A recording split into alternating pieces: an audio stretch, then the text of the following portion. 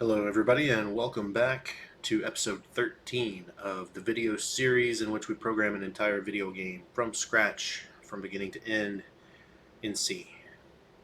So last time where we left off was right here where we have nice two-dimensional control of our player, our character, and we've got a pretty nice frame rate going on. Before I get started, though, I do want to talk about a couple things. Okay, so the comments that were left since last time. One viewer says, "Great video.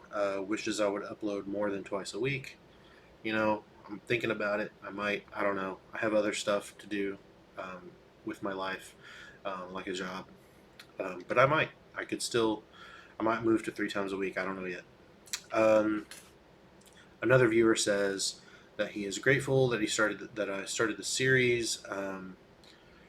YouTube nowadays is full of these tutorials that bring up the same beginner programming concepts over and over again, and there is a serious lack of more advanced slash project-based tutorials to really show what the language is capable of. I hope that in the future more people will do the same as you. So thank you for that comment. That's very kind.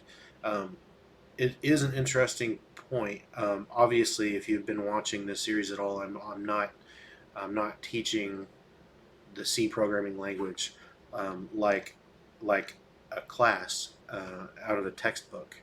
I'm literally just letting you watch me develop a project. So it definitely is a different perspective. I mean, I haven't made a video that just talks about pointers. We could sit here and talk about what is a pointer for hours and hours and hours. But there are already lots of tutorials on YouTube about that. YouTube, and there are textbooks, and there are lots of other places where you can go and learn all about pointers. But that's not what this channel is. That's not what this channel is. This channel is more exactly like what the viewer says. It's more project based, and I'm hoping that that distinction makes this channel worth watching. Okay, so next viewer says, "Have you tried removing the equal sign from your frame rate logic? You're measuring the frame period, which is inversely proportional to frame rate, so lower period means higher frame rate." So what he's talking about is back in WinMain, our main game loop, right down here. This area that we've been working on more than anything else so far, because I've been trying to get it perfect, and we haven't gotten it quite perfect yet. If you recall from last episode, I'm at this point where I'm getting, if you can see as I'm running the game, I'm getting 57-ish, about 57 FPS. And what I would really like is an exact 60 FPS. And I'm a perfectionist, so I don't really want to leave this until we have achieved our goal. So what he's saying is, what our viewer is saying is, have I tried removing these equal signs? I mean, there's an equal sign right there, and there's an equal sign right there in these loops and these if conditions. And I will say my answer is no, I haven't tried that, but I don't think it's going to make any difference. But I still think that you're right. I think that I should remove this because if you think about this just logically, we are looping in here until our elapsed microseconds has exceeded our target. And it doesn't really make sense. Imagine if you will, imagine if elapsed microseconds equaled our target. In which case, if it equals our target, it doesn't make sense to run this loop one more time. We need to go ahead and break out of it. So you are right on that. You are right on that point. Same with this. Imagine if our elapsed microseconds equals this number right here, we don't want to sleep. We want to go ahead and break out of this loop. So we're going to remove these equal signs. Now, I will tell you ahead of time, I don't think it's going to make any difference in terms of what our FPS turns out to be, but let's go ahead and run it because I think that code is still more correct. So we're going to leave it that way. And we're running, and we get about 56, 57 FPS. 56.8, 57. It's nice, and it is nice and smooth, but still doesn't get us our 60 FPS.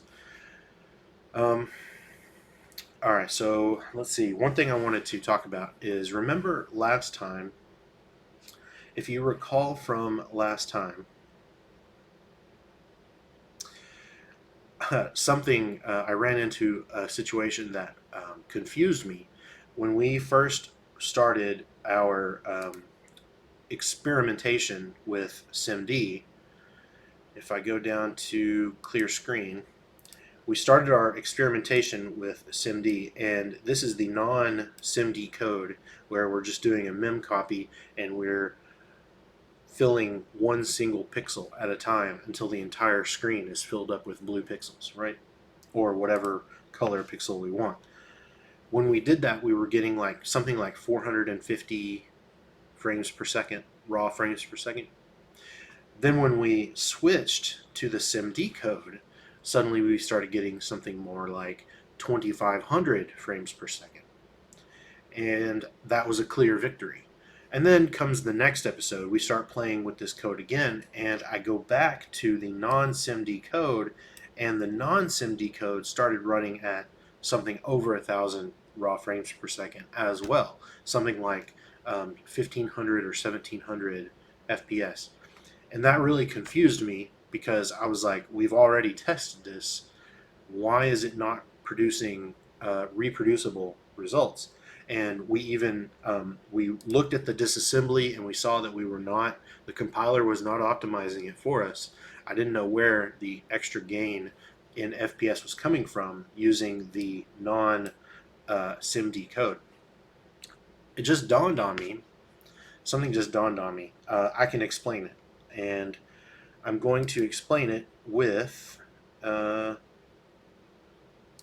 little tool here called CPU-Z, which used to be called CPU ID, which is very confusing because there's an actual instruction called CPU ID that we talked about last time, which is the instruction that you send to the processor to get all of its capabilities and all the information about the processor. This is my processor that we're looking at right here. Now, draw your attention to the speed right here, 3.7 3.5 gigahertz, etc. Now, I'm waiting for this to drop down. At some point, while I'm sitting here looking at this will dynamically fall to like 700 megahertz. When the processor doesn't feel like it has any work there, did you just see it? It went down to like 800 megahertz, but then it jumped back up. And it goes everywhere in between too. So my processor has this dynamic frequency thing going on. When the processor feels like it has a lot of work to do, it will go up to full speed, which is around 3.5 or 3.7 gigahertz. But when the processor feels like it doesn't have much work to do, it will drop its frequency dynamically in order to save power. So I've got this dynamic frequency going on. And it's just one more factor that's going to make this even more complicated for us, because when I was getting that 450 raw frames per second, my CPU was running at a lower clock speed. When I was getting a higher frames per second with the non-SIMD code, my processor was running probably at its full capacity, like 3.5 gigahertz. And it could be anywhere in between, just depending on how the processor feels like, other tasks on the computer. If I have background tasks running that are keeping the processor busy, the processor will be running at a higher frequency. It's a mess. it's a mess. But anyway, so that explains why at different times of the day, depending on what's going on, we're going to be getting different FPS. But it doesn't. I mean, at the end of the day, our SIMD code is going to be getting better throughput regardless. So, we're definitely going to keep using it. I just wanted to explain that weird difference in FPS and where that comes from. So, let me go back to WinMain. Okay, so here's what we're going to do today. I want to improve our debug text a little bit, and I want to also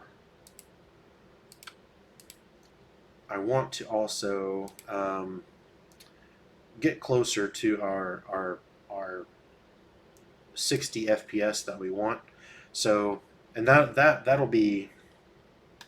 Let me show you something. If I do something like this, and I say if elapsed microseconds is less than our target minus our timer resolution,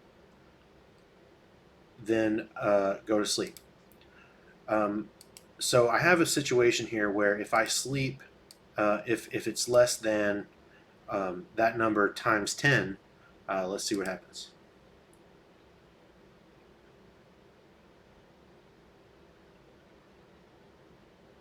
Okay, we're still at 57 FPS.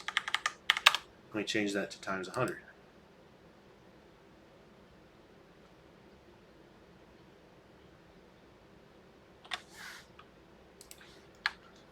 Let me put parentheses here. Try that again. There we go.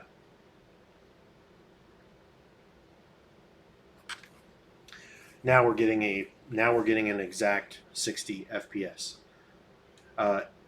However, if we switch over to our CPU graph in Visual Studio, you'll see that our CPU graph has gone back up to 100% CPU. And the reason for that is because we're never sleeping, because this if condition is never met. See, I can set a breakpoint right here on this sleep. The breakpoint is never hit. So there is a number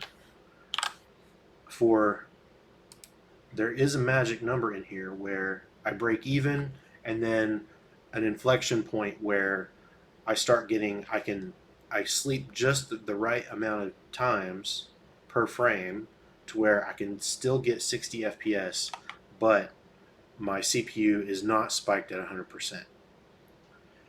So that is what we're going to be working on. But to do that, that's why I want to improve our debugging text, our performance data text that we're printing out, because I don't like having to flip back and forth to Visual Studio just to see my CPU usage and things like this. So let's work on that.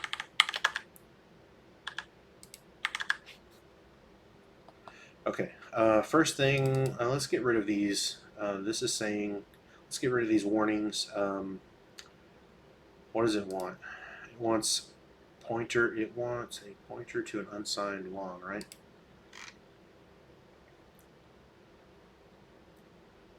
Which is, okay, unsigned long. So maybe if I just change these to unsigned longs, which unsigned longs are the same thing as uint32. So maybe this will get rid of the warnings for us. uint32.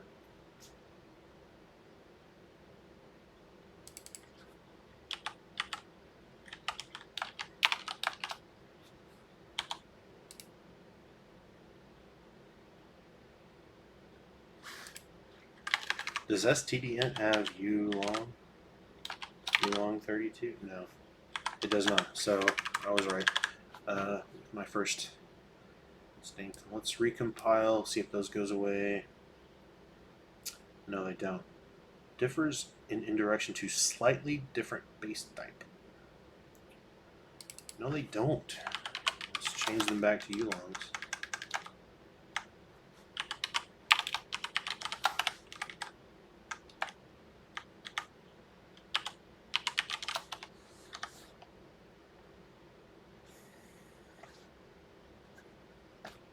All right, whatever. Whatever makes the compiler happy. It's the exact same data type, so I don't know what it was complaining about. Okay. And this last warning, let's not worry about that. Let's go and enhance now. Let's go and enhance our game perf data. Let's enrich this data structure with more stuff. For example, I want the handle count. How do I get the handle count?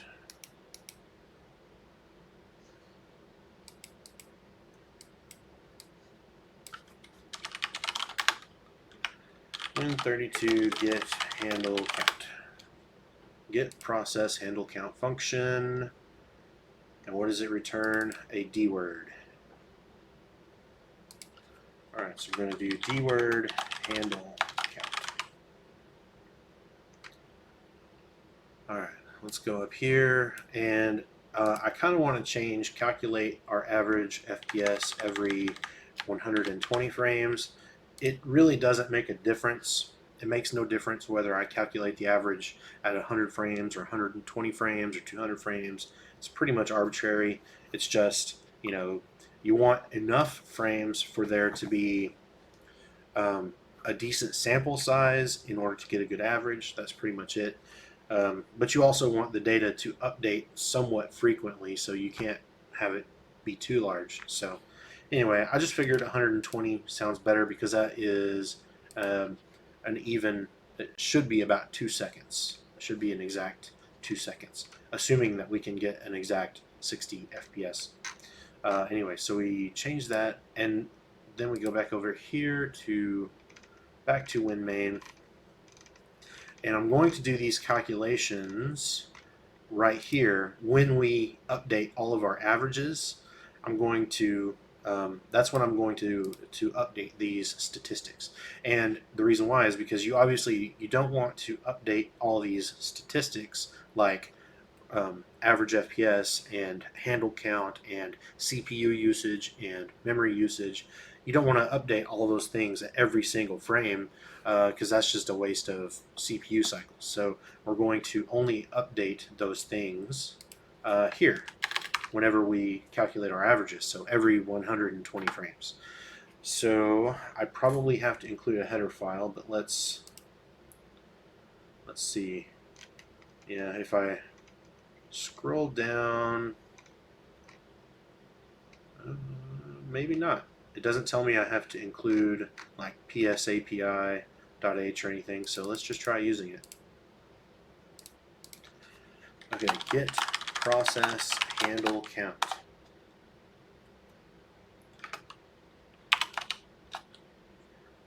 Our process, which is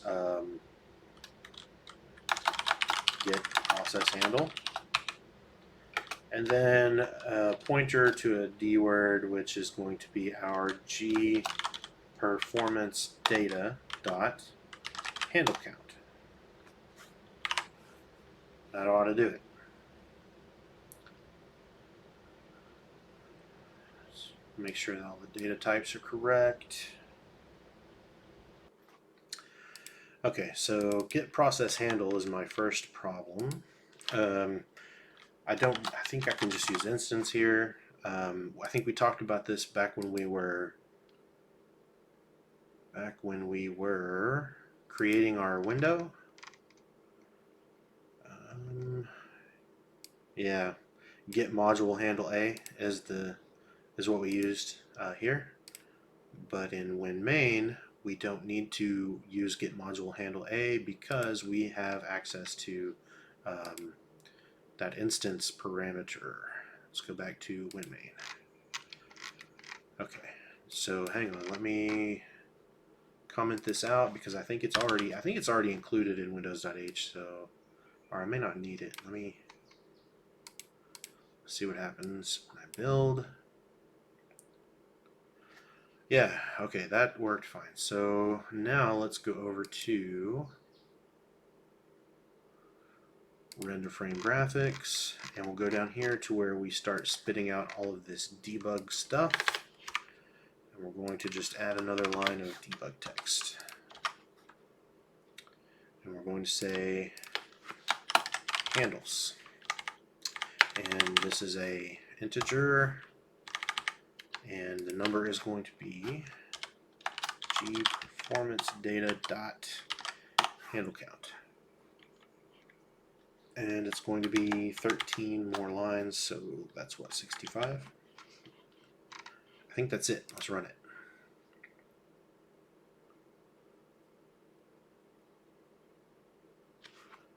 Does not work.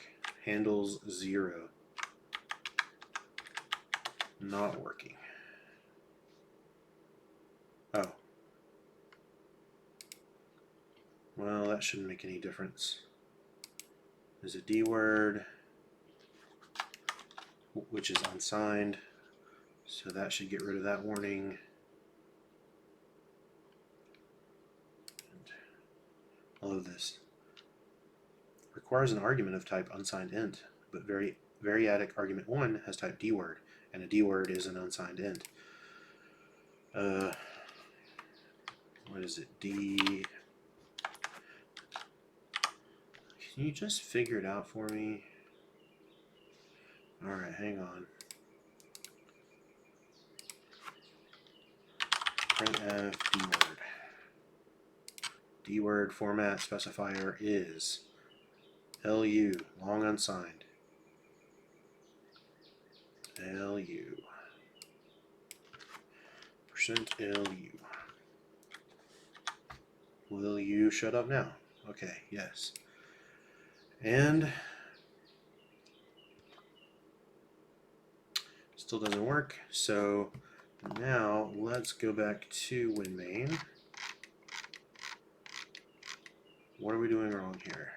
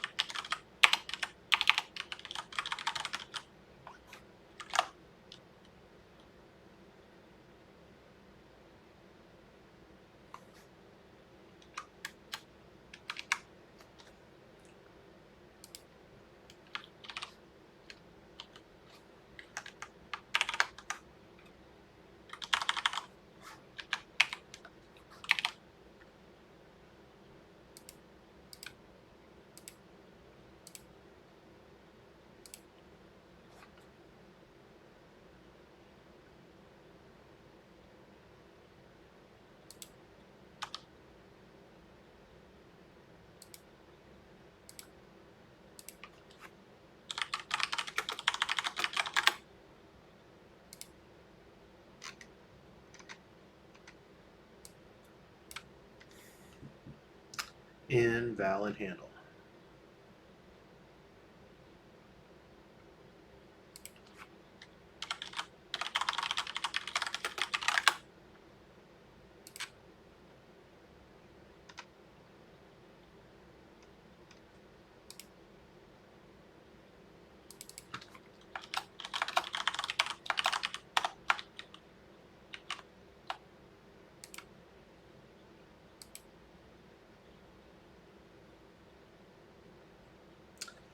Okay, works now. For some reason, I was under the impression that our instance was the same, was basically a handle to our own process. But I was apparently misguided on that. Alright. So I fixed it by running get current process. I no longer want this. And I'm not really concerned about the return code from get process handle count, because essentially if any of this stuff fails, then the entire game shouldn't run anyway, so I don't care what the return code is. The whole game can crash as far as I'm concerned. This stuff should never fail. Okay, so anyway, so I run this. My handle count is 137 currently. And the reason why it's important to keep an eye on that is in case you're leaking something. If you are leaking handles, then that means you are a ticking time bomb, and once you have leaked enough, you will eventually run out of memory, or you will hit some limit. You might hit some, there's a limit on things like GDI handles that you can have and things like this. So you want to make sure you're not leaking.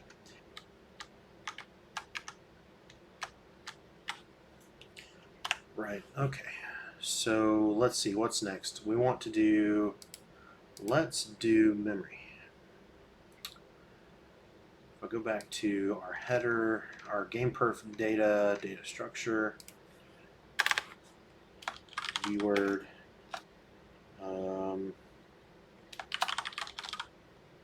private bytes.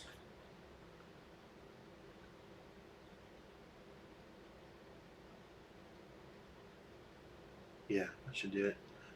The D word is big enough to hold big enough to hold 4 gigabytes of data. So, I mean, it's big enough to express around 4.2 billion. So, our game is never going to use that much memory. So, D word will be plenty. All right, let's go back to WinMain. Let's go down here to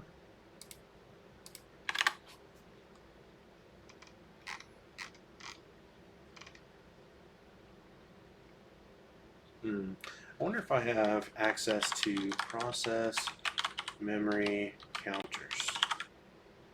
Process memory counters. I do not. So what I need to do is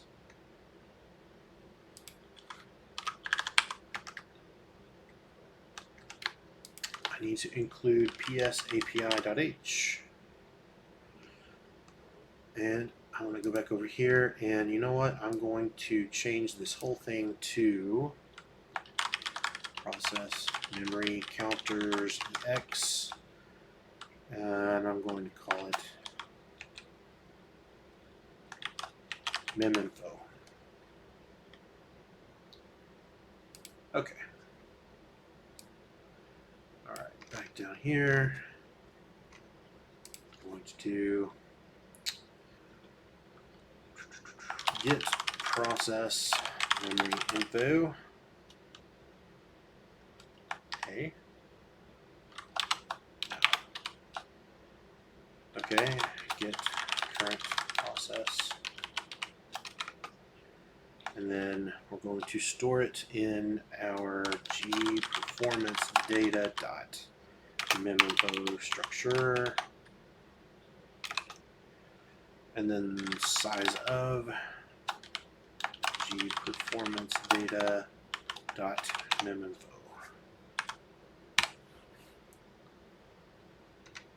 All right, we're good. K32 get process memory info. K32.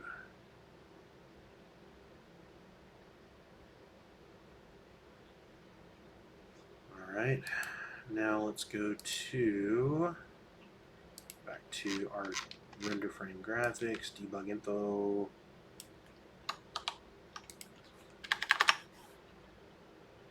We'll do let's just say memory. There are many different types of memory in Windows, but the one we care about is we're looking for the virtual memory in use by our current process. So meminfo dot, let's see, peak working set size. A working set is the physical memory used by your process.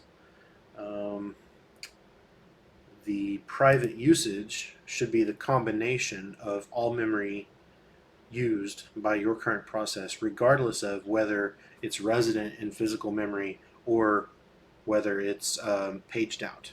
Could be either or. So I think that's probably what we want to go for. Working set size or private usage. We're going to go private usage. Should tell us. Rebuild. Oh yeah, we gotta 78. And we need to get current process declared with let's just take these out, and this probably needs to be cast to process memory counters. I think that'll do it.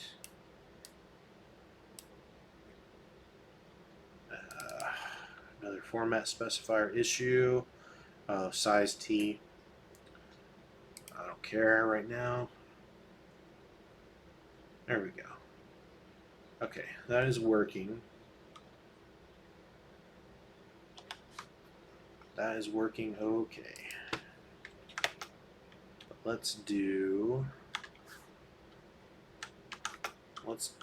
express it in kilobytes. So let's try that.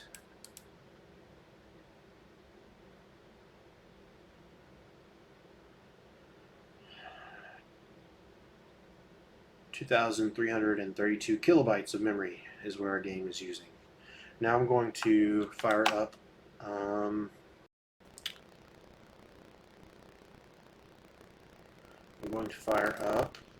Process Explorer. Wait, start my game. Go back to Process Explorer, and I'm going to find our game. Okay, so OBS audio messed up again. It's really disappointing that it's the year 2020 and we can't yet reliably record audio. That's unfortunate, but so I'm going to re-record the audio from this point forward. So the audio is no longer going to line up with the words that are coming out of my mouth on the video.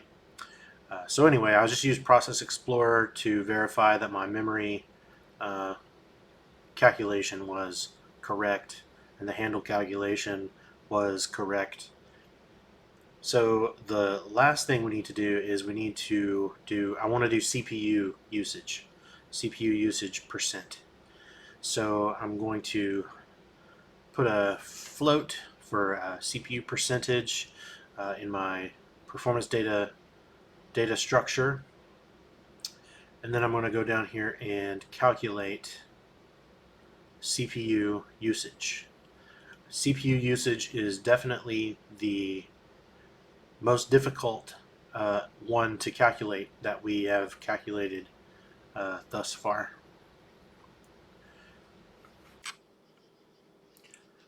There are a few different ways to get CPU time. You can use the Performance Data Helper library. You can also use WMI query, Windows Management Instrumentation. However, WMI is excruciatingly slow and obtuse and terrible, and we will never be using WMI anywhere in this game. So I'm never using WMI. So the other way would be with this function, get process times. And get process times gives you the user CPU time and the kernel CPU time used by your process. And then just like how we do with the FPS timer, the high precision timer that we've been using to time the frames, it's the same sort of concept that we're going to do with get process times, where we're going to essentially take a snapshot at one 120 frame interval, and then we're going to take another snapshot of the user and kernel CPU times at the next 120 frame interval, and then we're going to do a little bit of arithmetic to compare the two, and hopefully from there we will be able to work out CPU usage. And again, CPU usage, when I have, you need to know the number of cores or number of processors in your machine. I have 4 cores or 4 processors, so if my game is running at 100%, the one thread, because there's only one thread in my game right now, right? It's just one single thread. So if it's running at 100%, it's going to look like 25% of overall total CPU utilization, because I have 4 CPUs, right? And I'm just pegging one CPU. Of course, the I could be using like CPU 0, CPU 1, CPU 2, CPU 3, all at the same time, but I can never use more than 1/4 of the total CPU power that I have, because I have 4 processors, but I only have one thread. Hopefully that makes sense. So anyway, I'm using the get system info function to gather some system info, and really the only piece of system info that I care about right now is the number of processors in my system, which is 4. Get system info never fails apparently, because it has no return value. No return value, that's my favorite kind of function, is the functions that never fail. So I don't care about the return value of it.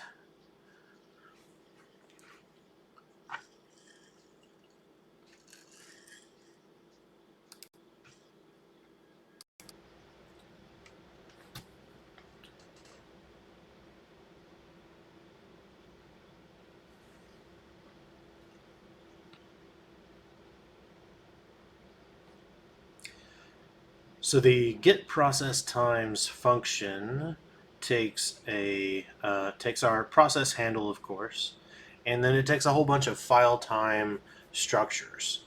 It takes a file time creation date. It takes a file time exit date. Takes a file time for the user CPU time spent, and it takes a file time for the kernel CPU time spent. So basically I'm going to have to figure out how to translate the user time and kernel time into a percentage, because it's not going to just give me the percentage. I'm going to have to work it out myself. And I don't even know why exactly you want to even know the process creation time and the process exit time.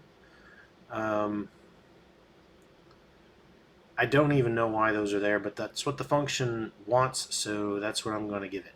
I'm adding a bunch of file time structures to our performance data, our game perf data structure, to represent all of these file times that the get process times function wants to work with.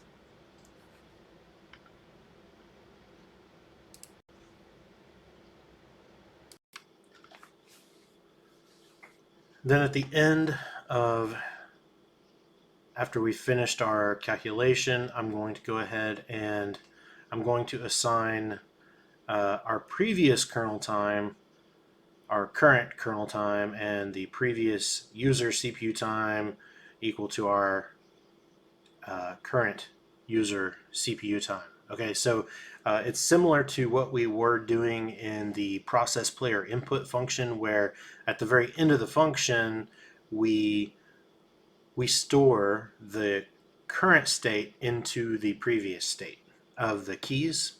We're doing that same sort of thing so that next time we get here, we will have a previous snapshot to compare to.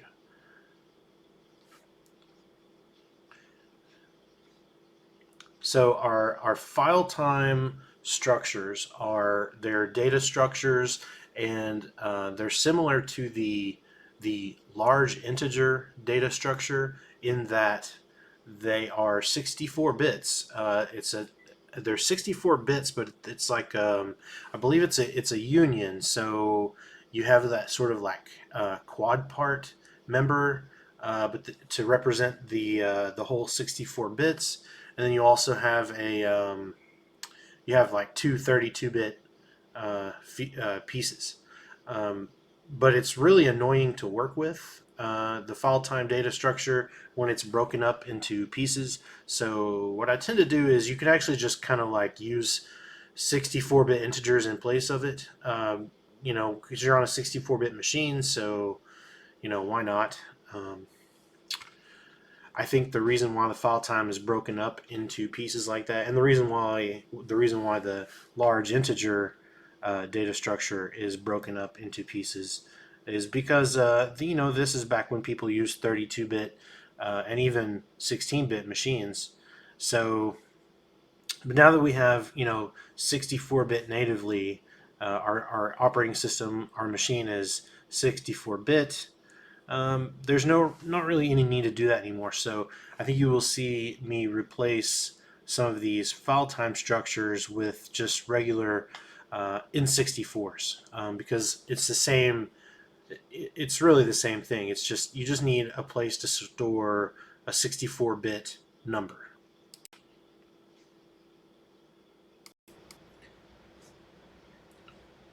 So I converted some of my file times to N64s because, like I said, file time data structures, it's not a union, but they have a low part and a high part. So doing arithmetic directly on file time data structure isn't really feasible.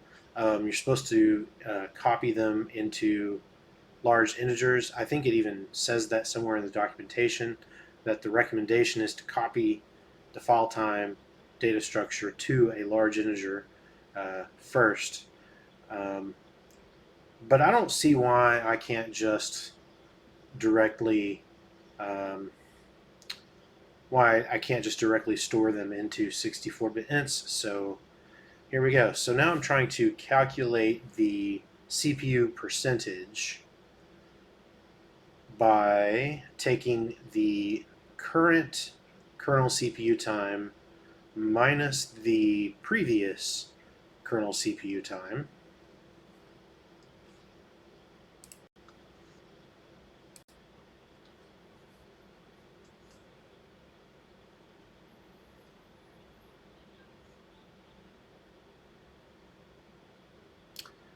Then I'm going to add the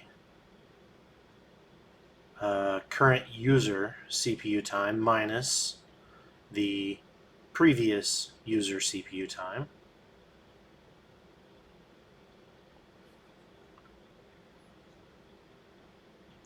And I'm going to put this on multiple lines now because it's getting out of hand.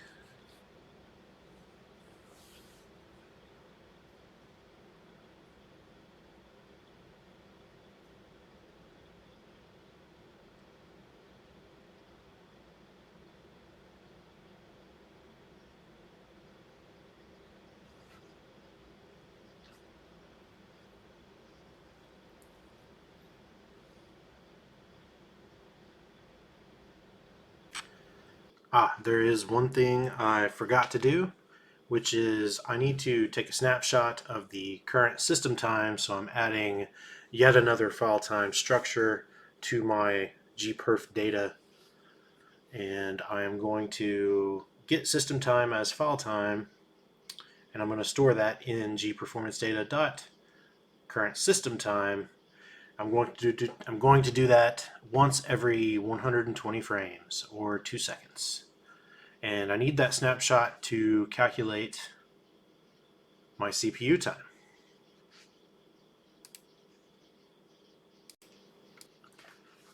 Then we need to add another timestamp, and we're going to call it previous system time.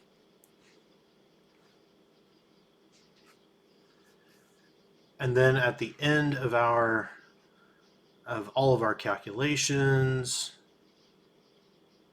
we're simply going to store the current time as the previous time.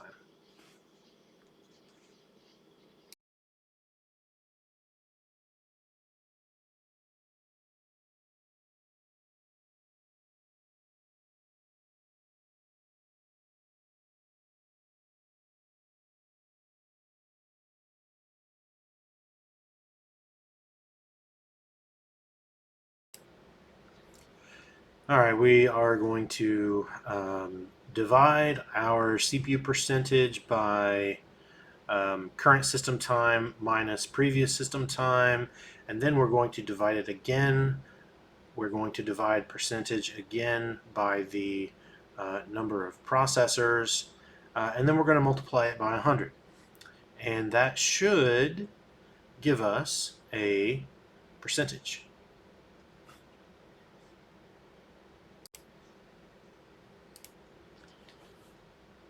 So back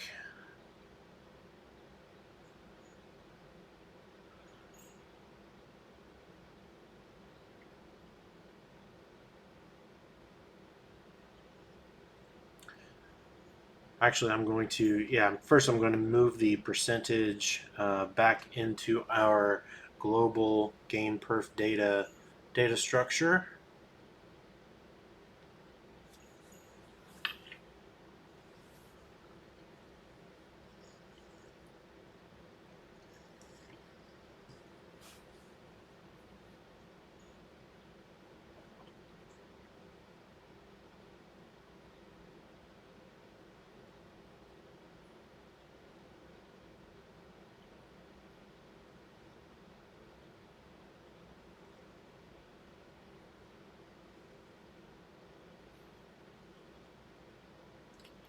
I'm going to replace our local variable now.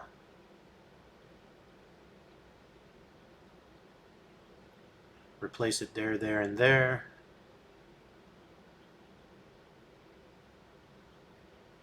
Now back to render frame graphics, where we draw all of our debug text. I'm going to add another line. 13 more pixels down.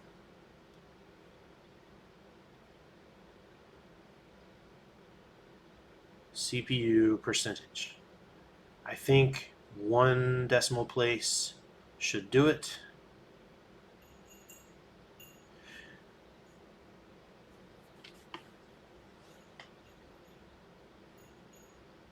And that seriously crashes the game. And I think the reason why is because of that percent sign. I did not escape it properly.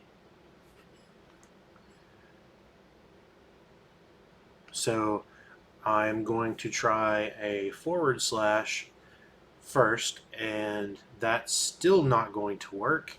And then I'm going to realize that the proper way to escape a percent sign is to do a double percent sign.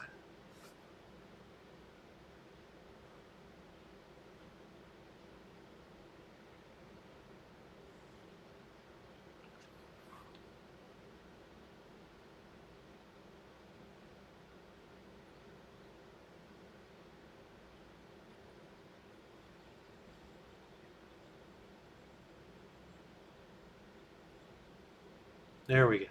Now it runs at least. So 0.0% CPU. At this point, I think that our calculation is not working. It turns out that our calculation actually is working at this point, but we need to display a little bit more precision because we actually are using zero CPU at this point because we're sleeping almost all the time. So we're using very, very little CPU.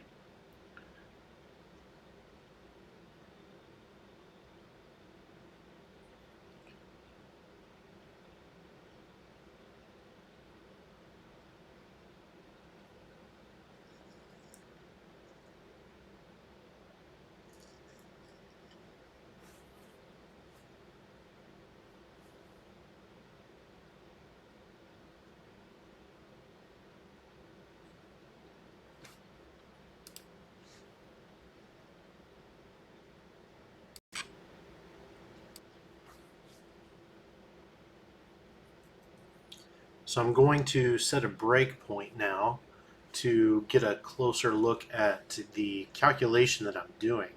And I'm going to step through this code line by line while I inspect the contents of these locals and do a sanity check just to see whether the calculation that I'm doing makes any sense.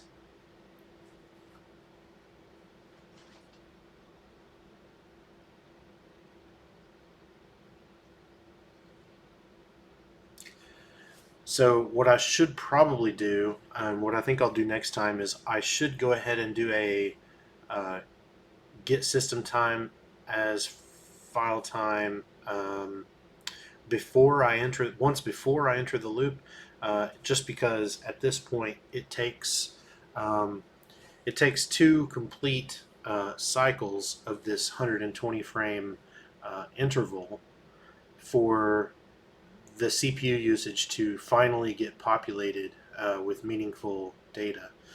Um, but as it is, it still works fine. It just takes a full 4 seconds before CPU usage starts looking correct.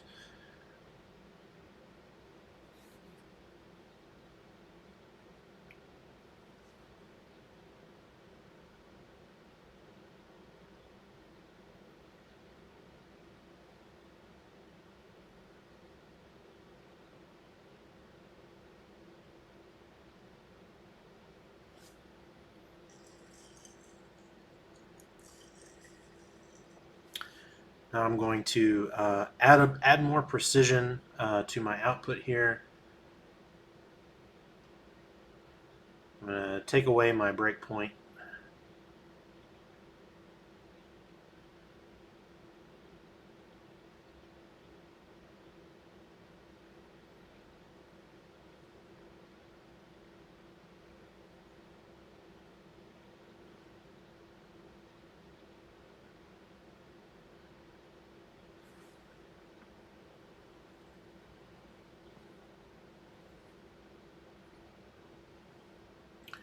And from looking in Visual Studio, you can see the CPU graph in Visual Studio.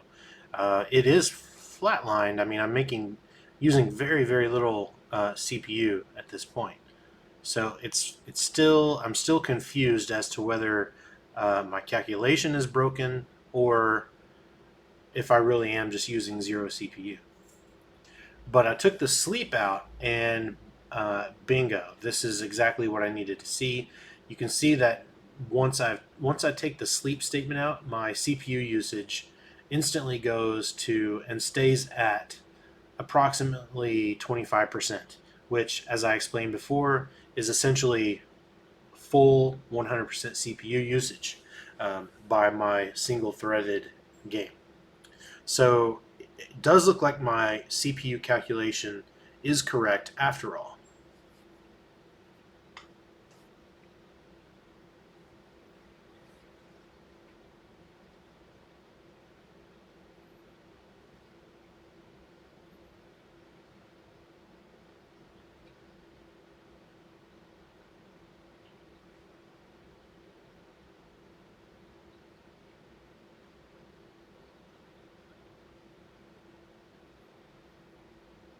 Again, my apologies about the audio. It's an OBS thing.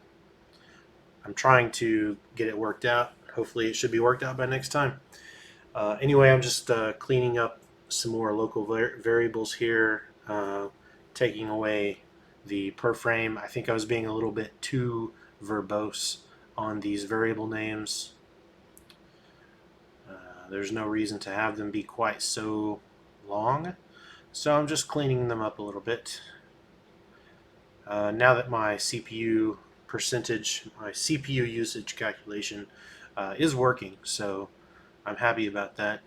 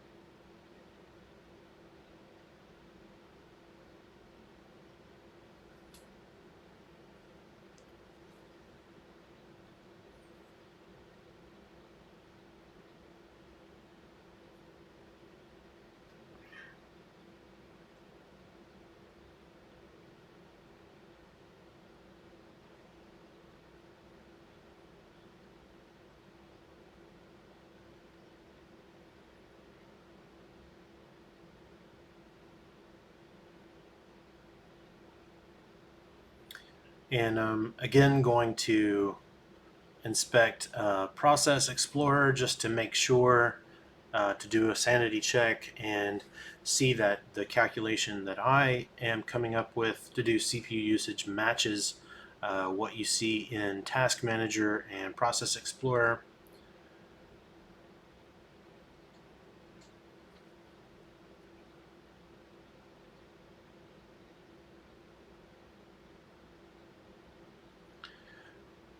The CPU usage over here is 0.73. Oh, well, actually, Process Explorer, I've paused it, so I'm not exactly sure what it is currently. So if you are using Process Explorer, you can pause it by hitting the space bar. And that's what I did there. So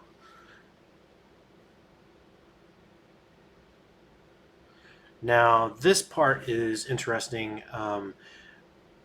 For some reason, if I add a multiplier here, then it will basically influence the amount of, or the number of sleeps that I go through on each frame. And if I sleep less, it works out better for my frames per second, for my FPS, because the my FPS, as you can see right now, is 60 frames per second, and that's awesome. That's great, but we also are back in a full 100% CPU situation. Now, as I've said before, there is an inflection point here where I can get the best of both worlds. As you can see here, I tried 100, I tried 50, now I'm trying 25, and I'm at 60 FPS, but I'm still at about 100% CPU. So let's reduce it some more to 10.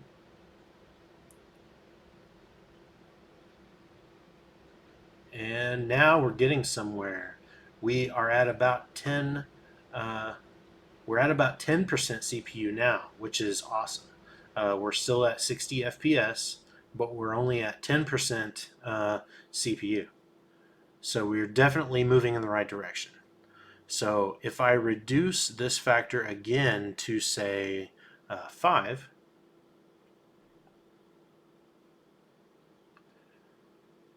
then we're looking really nice now. We're still at 60 FPS, but we're only at 3.5% CPU.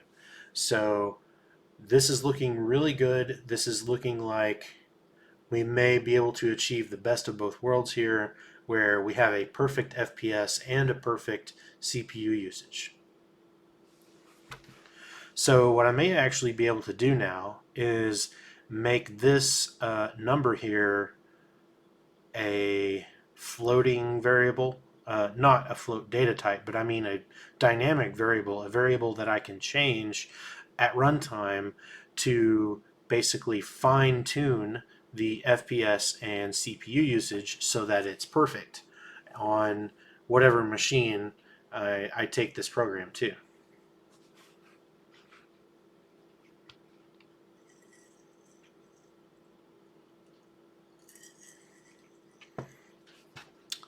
So I think that is it, and I think that I'm about done re-recording this audio. So um, this is the end of the video.